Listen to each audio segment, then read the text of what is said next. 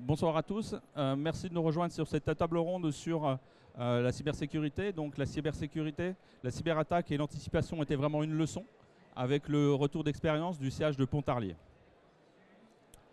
La petite présentation va s'articuler autour de différents points. La présentation et contexte du CH de Pontarlier. Il va nous raconter aussi comment ils ont vécu cette cyberattaque. L'accompagnement du site qui a été fait par Daedalus. Après ça, on parlera un petit peu de données de santé, de cybermenaces, l'accompagnement cyber que Daedalus peut faire pour le monde de la santé. Et après ça, on aura une partie sur l'anticipation avec les PCA et PRA. Donc je me présente, je suis Vincent Cunat, je suis Cyber Security Incident Manager. Et pour l'incident de Pontarlier, c'était moi qui étais le directeur de crise côté Daedalus. Nous aurons monsieur Thomas Sicolari, qui est le responsable du système d'information du CH de Pontarlier. Et nous avons Salah Eddine, qui est responsable de développement pour IDmedia. Monsieur Sicolari, je vous donne la main pour nous raconter l'incident qui vous est arrivé. Bonjour, donc moi c'est Thomas Sicolari, je suis responsable informatique de l'hôpital de Pontarlier, qui est un établissement qui regroupe 9 plus petits établissements et qui est donc hébergeur de données pour plusieurs hôpitaux de la région.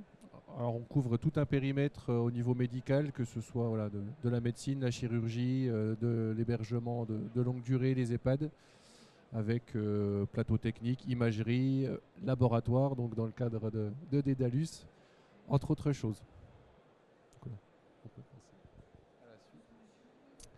Donc le 18 octobre 2025, nous avons subi une cyberattaque qui a mis complètement le réseau informatique à l'arrêt.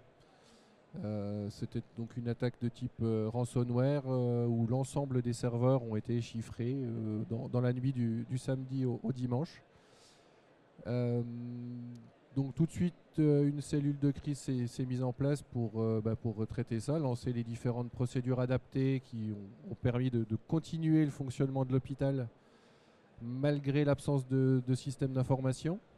Donc la direction a décidé là pour le coup de ne déprogrammer aucune opération, de n'annuler aucun rendez-vous. Ça a donc un petit peu augmenté le stress pour les équipes sur site. On a été soutenu dans un premier temps par les équipes de l'ANSSI qui nous ont permis d'analyser un petit peu ce qui s'était passé, de comprendre les vecteurs d'attaque. Et puis on a commencé donc à reconstruire l'intégralité de notre SI. Le choix a été fait de repartir vraiment de zéro et de reconstruire un SI intégralement.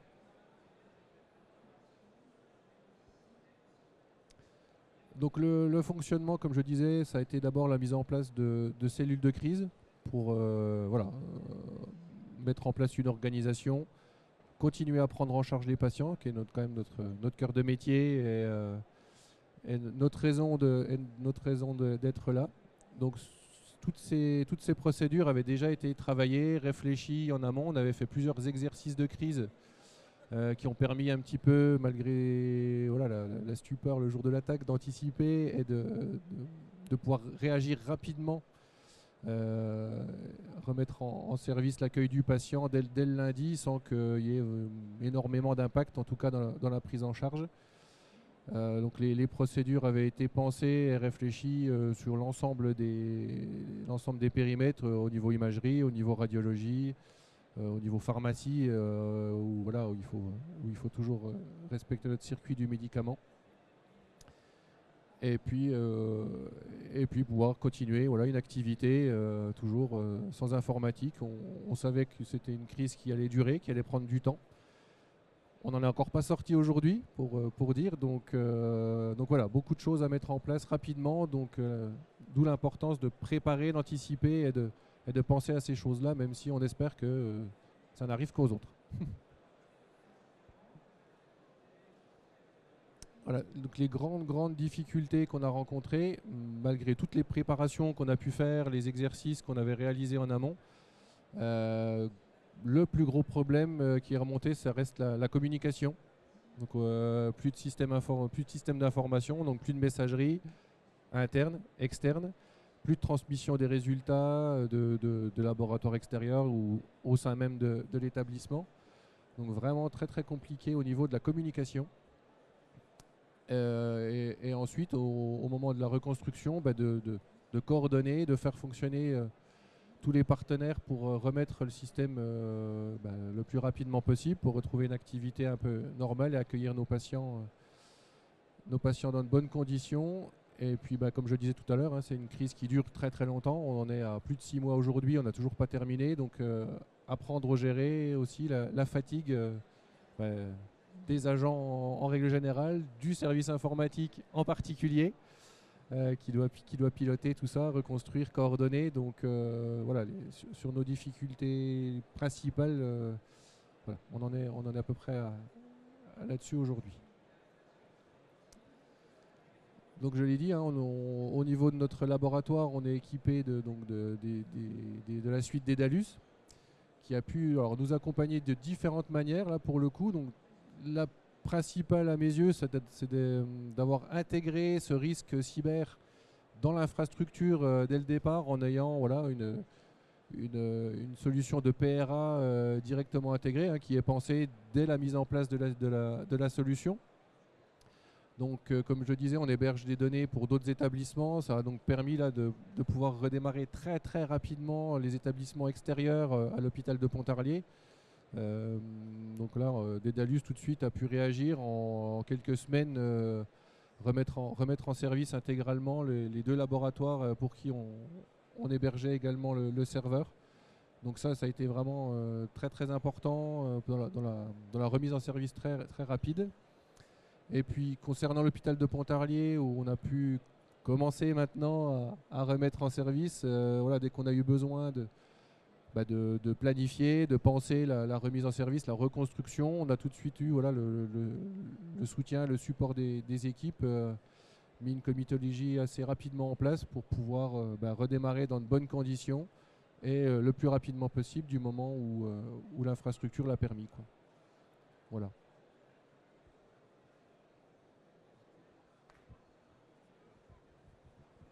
Merci beaucoup de nous avoir partagé ce retour d'expérience qui effectivement montre qu'effectivement il y avait beaucoup d'anticipation à avoir pour préparer ça, avoir un PRA, et qu'effectivement la communication et la fatigue des équipes est importante et à prendre en compte. Merci beaucoup. On va parler un petit peu de données de santé et de cybermenaces. Aujourd'hui, on va parler un petit peu de 5 réflexes clés qu'il faut avoir pour se protéger des cybermenaces. Le premier, effectivement, c'est la sécurité des comptes. On en parle tous les jours, mais avoir des mots de passe qui sont robustes, avoir des mots de passe qui sont stockés dans des dans des coffres-forts de mots de passe, avoir des connexions qui sont sécurisées, avoir des choses qui soient chiffrées, c'est toujours important. Le phishing, aujourd'hui, effectivement, se protéger du phishing est vraiment important. Aujourd'hui, c'est un vecteur d'attaque qui est toujours très important, très utilisé. L'arrivée de l'IA fait qu'aujourd'hui, ça progresse. Il y a des nouvelles attaques qui apparaissent tous les jours. Donc aujourd'hui, préparer ses équipes, former, sensibiliser est toujours important pour que les gens soient préparés et ne cliquent pas pour que le mal rentre directement dans l'établissement de santé. Des postes à jour, c'est important. Aujourd'hui, si on n'a pas un poste à jour, on laisse une porte ouverte. On peut avoir mis tout ce qu'on veut, mais si jamais la porte est ouverte, c'est facile aux gens de rentrer. Donc il vaut mieux fermer la porte. Pas vous, je vais la prendre. Donc effectivement, pensez à mettre vos postes à jour. Alors quand on parle de poste, c'est notre poste de travail, c'est nos serveurs, c'est nos téléphones. Tous les moyens qui sont utilisés pour se connecter, pour travailler, doivent être mis à jour. Protéger les données, on en a parlé tout à l'heure, on parle de données de santé. Donc aujourd'hui, il faut qu'elles soient chiffrées, il faut qu'elles soient mises dans des environnements qui soient HDS, qu'on ait des sauvegardes immuables. Parce qu'effectivement, si on a une cyberattaque qui arrive, il faut qu'on puisse redémarrer rapidement avec des données qui soient toujours existantes. Et puis c'est vraiment une vigilance collective. Aujourd'hui, ce n'est pas le service informatique qui est en charge de faire la détection. Il y participe, mais c'est les utilisateurs, c'est les médecins, c'est les soignants, c'est tout le personnel qui est là, qui peut effectivement dire attention, j'ai vu quelque chose qui ne va pas bien, on va en parler tout à l'heure. Donc c'est vraiment une vigilance collective. En résumé, ces gestes, ils réduisent fortement le risque, ils ne l'empêchent pas. Et puis si jamais, malheureusement, il y a quand même quelque chose qui arrive, ça peut limiter l'impact parce qu'on est prêt, parce qu'on a anticipé. Pourquoi une telle avidité sur les données de santé? Aujourd'hui, la donnée de santé, ça vaut cher. Une carte bleue qui est volée, aujourd'hui, ça vaut quelques centimes. On en achète une centaine pour une dizaine d'euros. Aujourd'hui, un dossier patient, un dossier médical, ça peut valoir jusqu'à 350 euros. Aujourd'hui, pourquoi la donnée de santé est recherchée? Parce que c'est un actif durable. Il dure dans le temps. Aujourd'hui, je me fais voler ma carte bleue, je peux la faire révoquer en quelques minutes et elle n'est plus utilisable. Si jamais on vole mes données de santé, si on vole les données comme ça, mon numéro de sécurité sociale, mon numéro de téléphone, mes adresses, mes résultats médicaux, ils sont immuables, ils sont à vie. Dedans, quand on vole un dossier médical, il y a une richesse de données qui est vraiment importante. Comme je disais, on va trouver un numéro de sécurité sociale, on va trouver un numéro personnel, on va trouver des adresses postales, on va trouver des résultats médicaux, plein de choses qui peuvent interférer dans la vie. On peut même faire une véritable usurpation d'identité en volant un dossier médical. Donc aujourd'hui, c'est très recherché. Et puis ce que je disais aussi, c'est vraiment une exploitation durable. Une carte bancaire, c'est révoqué. Dans 10 ans, mon numéro de sécurité sociale, ce sera toujours le même. Donc une fois qu'ils ont volé vos données de santé, ils les ont volées à vie. Ce n'est pas quelque chose qui va disparaître dans le temps, ça va rester longtemps. On en parlait tout à l'heure, effectivement, la cybersécurité repose aussi sur des outils, du firewall, de l'EDR, de l'antivirus. Ça c'est important, c'est le service informatique qui va gérer. Et puis à côté, c'est vraiment aussi le comportement humain. La vigilance, dès que je vois quelque chose qui n'est pas bien, je préviens quelqu'un. Je vais faire de la sensibilisation, les bonnes pratiques, des choses bêtes, mais je vais verrouiller mon PC, je vais le mettre à jour, je ne vais pas laisser mon téléphone n'importe où. C'est des choses qu'on voit trop souvent qui vont servir. Donc aujourd'hui, entre les outils et le comportement humain, c'est deux remparts. Et si jamais on bâtit un château un peu plus solide, nos données de santé, elles vont être mieux sécurisées. Dedalus a bâti des offres cybersécurité pour accompagner nos clients. On en a bâti plusieurs offres. On fait pour nos clients des audits et des scans de vulnérabilité sur les produits Dedalus ou l'écosystème Dedalus. Ça peut être intéressant si jamais vous faites de la croissance externe, un laboratoire achète un autre laboratoire. Est-ce que je peux brancher les serveurs sur mon réseau ou pas? On a des offres qui nous permettent de faire cette vérification. Il y a des sites qui n'ont pas de service informatique, donc on propose effectivement une surveillance du dark web. Ça veut dire que tous les jours, on a une cellule qui vérifie si jamais on ne trouve pas les données de nos clients dessus. Vous pourriez effectivement souscrire à cette offre, nous donner les assets que vous voulez qu'on vérifie. Ça peut être des adresses IP, ça peut être des adresses mail, et on vérifie tous les jours si on les trouve ou si on ne les trouve pas. Et puis après, on fait aussi une veille cyber quotidienne. Ça veut dire qu'on va tous les jours vérifier si jamais il y a des nouvelles vulnérabilités qui ont été publiées et si elles vont toucher l'écosystème qui héberge les solutions Dedalus. On a aussi d'autres offres où on va faire du RSSI as a service. C'est-à-dire que vous avez besoin de sécuriser quelque chose, vous avez besoin de monter un projet cyber, vous n'avez pas de service informatique, vous n'avez pas de RSSI, Dedalus peut vous accompagner pour monter cette partie-là. On peut aussi faire un audit de conformité, on parlait d'audit et de scan de vulnérabilité. Là, on va être dans la technique, mais on peut aussi vérifier avec l'audit de conformité tout ce qui va être les process de la vie, de la gestion cyber au sein de votre établissement. Et puis de la cybersécurité pour tous, on en a parlé tout à l'heure, c'est important. On peut faire pour vous des campagnes de sensibilisation, d'évangélisation de vos personnels pour vous apporter effectivement la connaissance et former vos personnels à ce qu'ils sachent faire si jamais il y a quelque chose de malveillant qui est en train d'arriver. Après ça, on a aussi monté des offres sur la télémaintenance. Aujourd'hui, pour se connecter sur un établissement de santé, pour faire de la maintenance, il faut passer par des tunnels VPN, il faut monter des choses qui soient sécurisées. Aujourd'hui, on a une offre pour vous accompagner, pour monter les tunnels, pour faire vraiment la maintenance de nos produits, pour le faire de manière sécurisée. Le dernier offre qu'on a montré, c'est les cycles de vie des comptes et d'accès. Aujourd'hui, on sait très bien qu'un compte, on va le donner à quelqu'un, on va lui donner des certains droits, et puis après, souvent, et trop souvent, on oublie que la personne elle est partie. On oublie qu'on a laissé trop de droits. On a laissé un compte ouvert, un compte de service, un compte API, un administrateur. Dedalus a mis un cycle de vie des comptes et on peut vous accompagner sur cette partie-là. Donc la cybersécurité médicale, c'est vraiment un enjeu clé pour Dedalus. Donc on a créé Dedalus il y a 5 ans, a créé le service CSIB. C'est la cyber pour le SI Business, pour nos clients. Et aujourd'hui, on est une équipe de 16 personnes qui vous accompagnent au quotidien si vous avez besoin. Et puis bien sûr, la sécurité, c'est pas une option. Et moi, je pense qu'il faut vraiment tous en faire partie. Voilà. je vais passer la main à Salahedine qui va nous parler d'une brique pour le PCA PRA avec Idmedia. Merci beaucoup Vincent. Anticiper. Depuis tout à l'heure, en fait, on parle de cette brique d'anticipation. Mais une des parties les plus importantes, c'est que lorsque on a serré tous les vis autour de nos solutions, on a mis tous les verrouillages avec les offres de Dedalus, mais pas que avec les offres de Dedalus, mais aussi avec tout le travail fait au sein des établissements de santé. Il arrive que le verre s'introduit dans la pomme. Mais une fois que le verre est introduit dans la pomme, hop, qu'est-ce qu'on fait? À ce moment-là, il fallait prévoir un plan de continuité d'activité. Un plan de continuité d'activité, il s'anticipe. Il s'anticipe plusieurs façons, avec des mécanismes techniques, mais aussi avec des mécanismes opérationnels. Parmi les mécanismes opérationnels qu'on a mis en place, on a notre solution Aidmedia. Aidmedia, qu'est-ce que c'est? C'est un entrepôt documentaire qui va centraliser l'ensemble de l'information documentaire et qui va pouvoir les restituer aux utilisateurs finaux lorsque ce verre est déjà introduit dans la pompe. Avec deux niveaux différents. On a le premier niveau dans lequel on va pouvoir utiliser Aidmedia. Aidmedia, il est en place, il travaille au fur et à mesure avec les différentes applications pendant la phase normale de fonctionnement de l'établissement. Il récupère l'ensemble des documents de mon patient. Et à un moment donné, si ce verre-là, il a bloqué mon DPI, il a bloqué ma gamme, il a bloqué toutes les applications aux interfaces, je peux toujours demander à mes utilisateurs d'aller continuer à prendre en charge mon patient parce que j'ai déjà récupéré tous les comptes rendus de patient, toutes les informations nécessaires à cette prise en charge, donc avoir ce continuum de prise en charge de mes patients.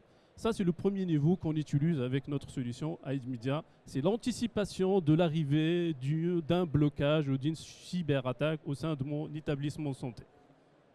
Par la suite aussi, pendant cette phase transition, là où j'ai aucune information qui va venir des différentes applications, c'est ce que vous travaillez actuellement sous format papier, je pense, avec quelques informations. Et ces documents-là, lorsqu'ils sont produits, je pense que vous vous posez la question par la suite, comment je vais pouvoir les intégrer dans mon futur, dans le DPI, une fois que j'ai levé cette problématique. C'est le PRA, le plan de reprise d'activité. Comment? Parce que en fait, ces documents-là que je vais utiliser, travailler, partager, à un moment donné, je vais pouvoir les numériser, les introduire dans Aidmedia. Et une fois que je rétablis toutes les liaisons avec ma gamme, mon DPI, une fois que le verre est sorti de mon système, Aidmedia va remonter le lien de ces documents vers le DPI, vers la gamme, vers toute application qui est censée recevoir ou bien dès le départ produire cette information-là. Donc à la fin, on l'utilise comme plan de continuité d'activité pour la continuité des soins à la prise en charge de mon patient, mais aussi comme PRA parce que cette documentation physique que j'aurai produite pendant cette phase transitoire où j'ai cette problématique cyber, je vais pouvoir l'envoyer dans Aidmedia et Aidmedia va remonter le lien de ces documents-là dans les différentes applications qui sont censées la produire initialement. Ça, c'est le premier niveau en fait d'anticipation d'une cyberattaque, c'est pouvoir sereinement gérer cette phase pour les cliniciens pendant ce problème. Le deuxième niveau en fait qu'on a mis avec la solution Aidmedia, c'est un sous-module ou un module complémentaire qu'on appelle Replicator. C'est quoi? C'est que j'ai mon Aidmedia principal dans lequel j'ai déjà introduit l'ensemble et transféré l'ensemble de ma documentation. Et pour diluer ce risque cyber, ce Aidmedia principal, je vais le répliquer dans des Aidmedia secondaires que je ne vais pas stocker dans mon infrastructure interne locale, mais je vais peut-être demander à que ce soit hébergé dans un data center externe, HDS, ou bien dans un data center secondaire de mon établissement qui n'est pas dans l'infrastructure. Et par la suite, le but avec ce Aidmedia, c'est de lui dire, ces documents-là que j'ai répliqués, je vais répliquer une partie de ces documents-là dans des postes de secours. Ces postes de secours qui vont reprendre uniquement les documents spécifiques que j'aurai paramétrés des patients qui sont actuellement en cours d'hospitalisation. De cette façon-là, si j'ai une coupure brusque, parce que j'ai une coupure du réseau, cyberattaque, n'importe quel incident majeur, je vais pouvoir toujours continuer à prendre en charge mon patient sur le poste de secours qui se trouve directement dans le service spécifique d'oncologie, de pédiatrie, etc., etc. Parce que iMedia, il aura détecté quels sont les patients qui se trouvent actuellement dans ce séjour-là, quels sont les documents que j'ai déjà paramétrés pour que ça soit répliqué sur ce poste de secours. Et de cette façon-là, un poste mobile, totalement indépendant de mon réseau, totalement autonome, je peux le prendre, moi le clinicien, avec un accès tracé, continuer à prendre en charge mon patient indépendamment de la problématique qui est en cours d'être réalisée et traitée par mes services de SI. Donc voilà, deux niveaux. Un premier niveau avec un iMedia central qui va répliquer l'ensemble des documents et un deuxième niveau avec le réplicateur qui va délier ce risque de cyber dans des différents postes de secours qui sont positionnés dans différents services. Schématiquement, mon DPI, un iMedia central.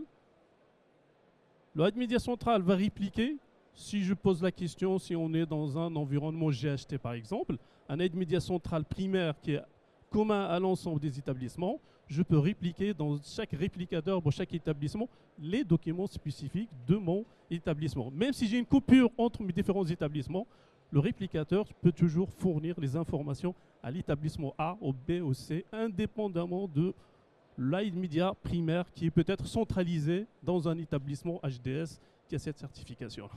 Et par la suite, je envoie les documents sur poste de secours au fur et à mesure. Bien sûr, les accès seront tracés, sécurisés sur ce poste de secours. Comme ça, je n'ai pas de risque qu'une personne qui n'a pas les autorisations y accède d'une façon ou d'une autre. Mais en fait, tout est tracé, tout est sécurisé pour s'assurer aussi de cette continuité de service.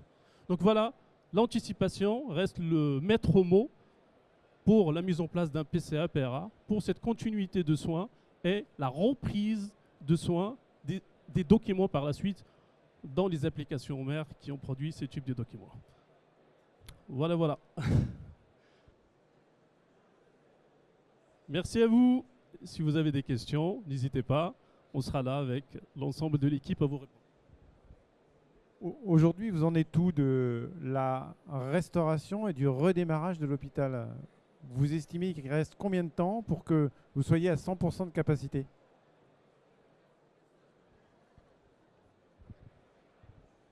Ça, c'est une excellente question et je ne vais pas me risquer à vous donner un délai. Non, la plupart des activités cliniques, on va dire, aujourd'hui sont déjà relancées. Le gros chantier, c'est d'arriver à faire communiquer toutes ces applications entre elles pour à nouveau avoir une circulation de l'information optimale. Si je prends après toutes les petites applications un peu spécifiques, ça va prendre encore jusqu'en 2027.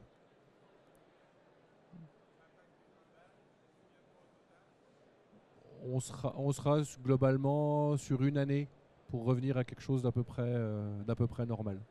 Ouais.